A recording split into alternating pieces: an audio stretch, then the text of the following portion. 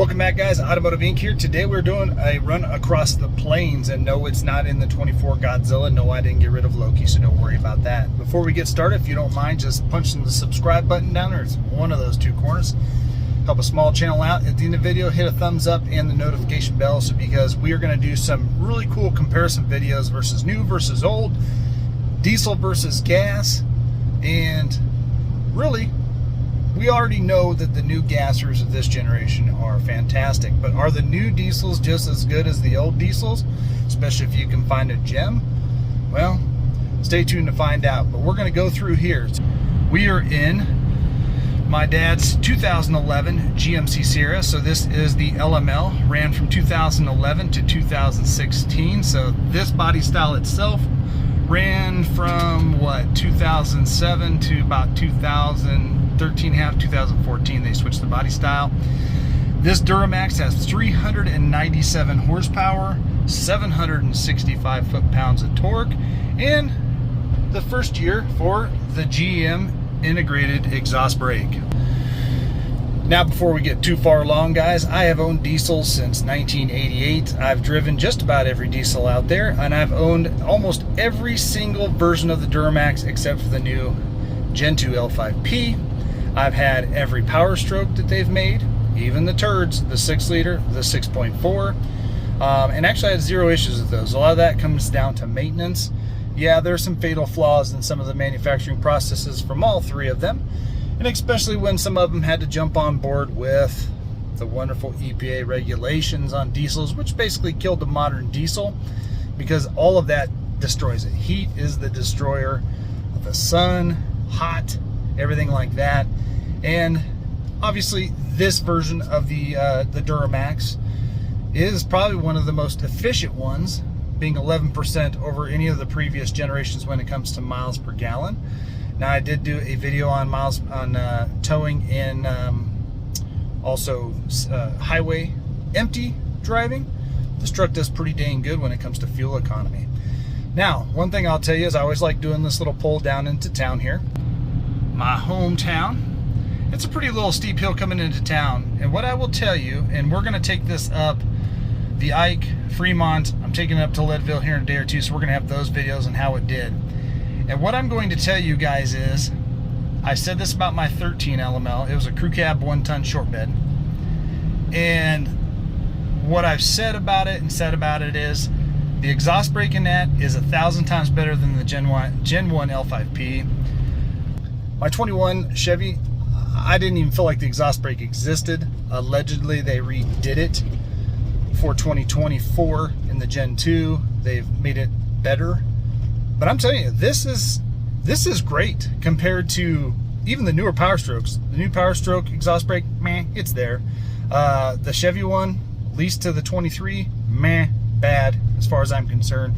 And then, of course, there's Cummins, which we all know Cummins has owned and been involved with Jacobs exhaust brakes for 80 plus years. So there's no reason why we shouldn't guess that they have the best one out there. But this one is really good.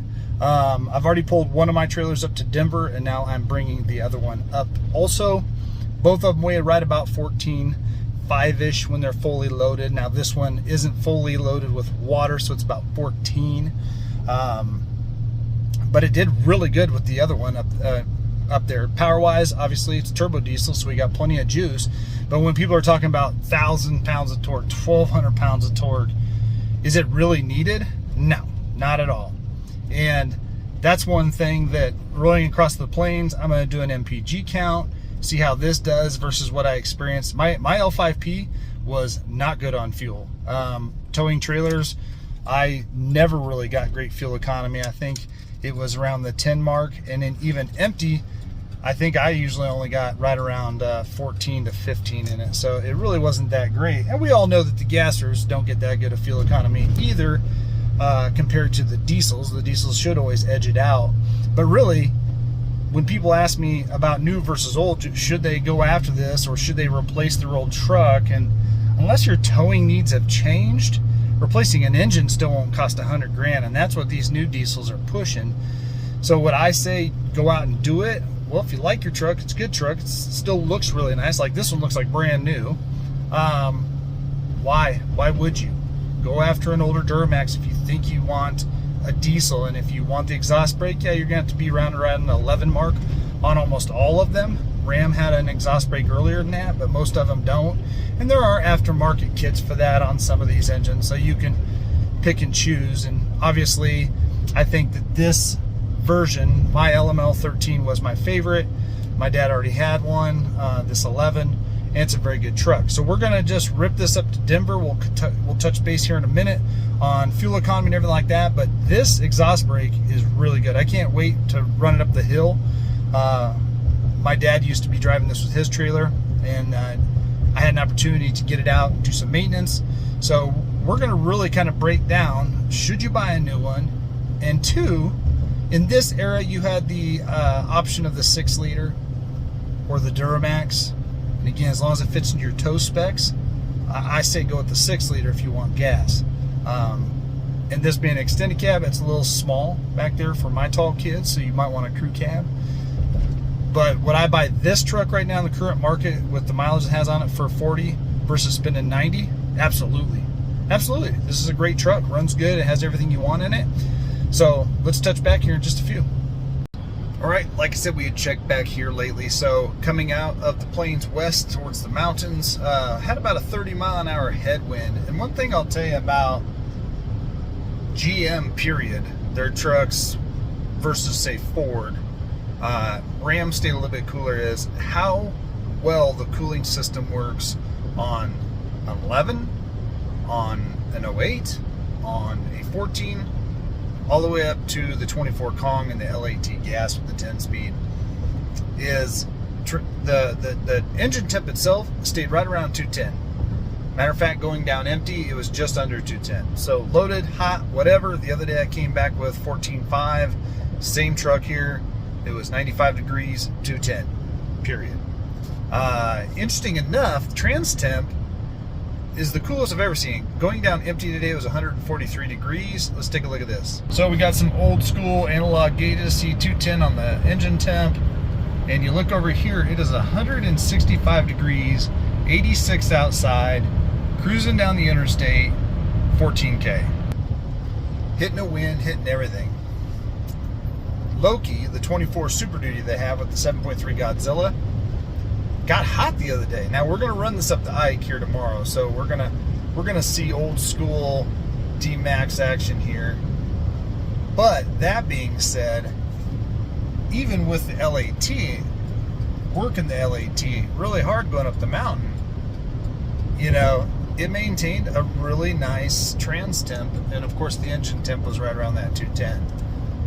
So the Godzilla itself, though, ran, I think, if I remember right, when I did that run a few weeks ago, and I'll link those videos down below, I think I peaked around 239. Now, although that's well within the operating range, it is a little bit unnerving. I've probably had well over 1,000 watchers reach out to me about their trans temp, not so much their engine temp on the Godzilla. I've had a lot of people reach out about the 24 gas, and really, it really maintained it well. I don't remember the temps necessarily on my Gen 1 L5P, but I remember somebody at GM telling me that Chevy has the largest cooling system of the diesels, and I can tell you for Kong, the gasser, it had a massive radiator, and so the trans cooler, I don't remember seeing where that was at. But at the end of the day, GM definitely keeps their stuff cooler. So if you guys are unnerved about how hot your Ford's getting, you're just not going to get much cooler than that. Again, it was well within its range. I think they said that the max up there was, because I think we hit 239. I think they said you got to start watching around 260. I have never seen that kind of temp even peak above, I think, 215 in a Chevy on the trans temp. Now, as for fuel economy, coming through that wind, 9.7 miles to gallon. We are going up in elevation slightly, and tomorrow we'll put this to the test. Now, I have not pulled this trailer with Loki. I did pull this trailer with Kong, and if I remember right, Kong was over 10 miles to the gallon towing it, and Loki towing comparable, same size of trailer, roughly the same weight, but my other one That one actually got right around 8.2. So the diesel is a little bit better. Again, you're going to see fuel economy dip. But cruising across the plains in a 13-year-old truck that's sitting for 2.5 years, no disappointments here. And that's why I think really it's a compelling argument when you're talking about a gasser from this era. The gassers from this era just can't do what the gassers of today could do.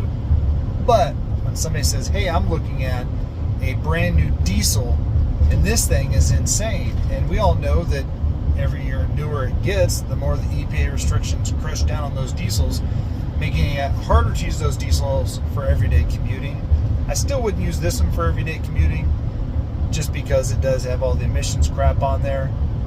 But at the end of the day, this truck probably can be had for under 150,000 miles on the odometer. You could probably get that truck for below 30 versus 100 if you felt you had to have it.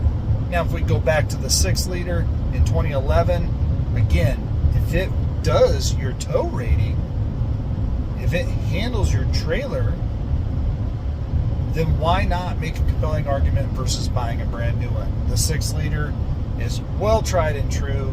It's been around a long time, all the way till the time that the LAT 6.6 replaced it. And the 6-speed backed it. Not the Allison, but the 6-speed backed it all the way to 2023. So really a compelling argument would be is, if you need to step up, if you're getting a bigger trailer, then some of these old diesels can still do that job. Granted, this truck is rated at 18K max towing, and Loki is rated at 18.5. Kong was rated right around 18.5 or 19. So really, I still would urge people to look at gas. I understand the compelling argument of the exhaust brake, but I mean, the exhaust brake in the 21 that I had was crap in the Chevy Duramax versus this 2011. This 2011 exhaust brake, as soon as you even let off the throttle and if it's turned on, I mean, this thing just slows down so good. So this was a good run across the country. Tomorrow we're going to take it up the hill. So you guys are going to want to check this out, because again, I have a lot of people say, should I replace my old truck? It's been a good truck. Well, I would just pose the question to you. If it's paid off, it's high mileage, but it still runs good, you could probably replace the engine way cheaper if you had to throw it on a credit card and pay it off over a year. Cheaper than you can buy one of these new trucks with the stupid APRs that are out currently. The fuel economy of this era seems to be up there with the new one. People want to talk about 500 horsepower, 1,000 pounds of torque, 1,200 pounds of torque. Listen, this has plenty of juice with under 800 pounds of torque, under 400 horsepower. It's always fun to have that. Is it needed? Probably some of y'all need that. You know, if you're doing a big old horse trailer, big old toy hauler, you might need that just to get your weight specs into the realm. A gasser just won't read it. But at the end of the day, this has been a joy to drive, and I'll do some more videos, of course, on this truck. I'm very blessed to have the opportunity to get it out, let it stretch its legs. But again, for sitting for all this time, I put it over almost 600 miles so far of work. It's getting good fuel economy. Now diesel, where I just bought it, was about 2 cents cheaper than gas, but it was still over $3.50 a gallon. So depending on where you buy your fuel. But all in all, I would buy an 11 to say 13, because I like this body style, over a brand new L5P, just because of the truck you're getting for the money. You got to think about it. So there is the run across the plains, guys. Stay in tune tomorrow so we can see how a 13-year-old truck does against a brand new Godzilla Loki, and then we can also compare it back to Kong. See you on the next one.